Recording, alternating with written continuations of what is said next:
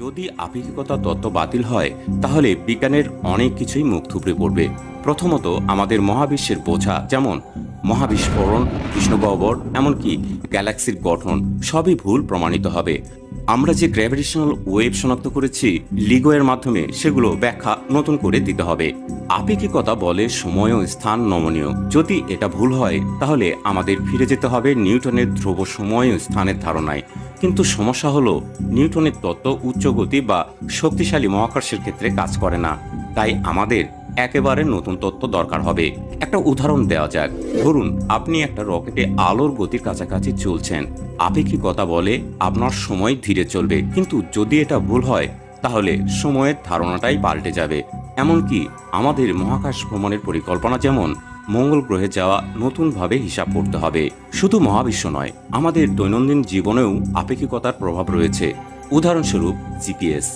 আপনি যখন গাড়িতে গুগল ম্যাপ ব্যবহার করেন তখন স্যাটেলাইটগুলো আপেক্ষিকতার সময় সংশোধন ব্যবহার করে আপনার অবস্থান নির্ভুলভাবে নির্ধারণ করে, কারণ পৃথিবীর তুলনায় স্যাটেলাইটের সময় একটু দ্রুত চলে। যদি আপেক্ষিকতা ভুল হয় তাহলে জিপিএস সিস্টেম অচল হয়ে যেতে পারে। আপনার ম্যাপ হয়তো বলবে আপনি ঢাকায় আছেন, অথচ আপনি চট্টগ্রামে।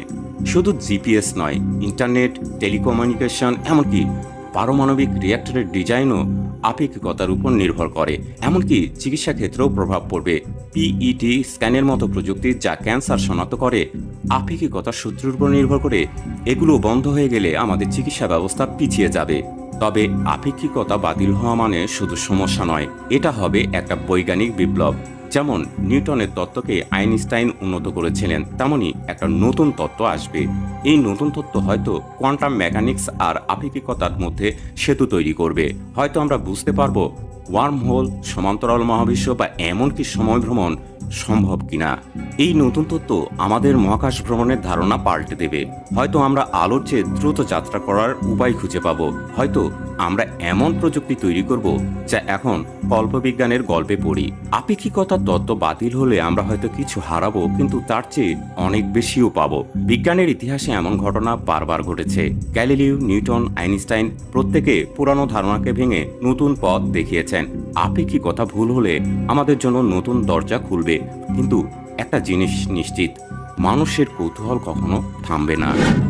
সময়ের এই অসীম যাত্রায় আজ বিজ্ঞান তথ্যের সাথে থাকার জন্য ধন্যবাদ।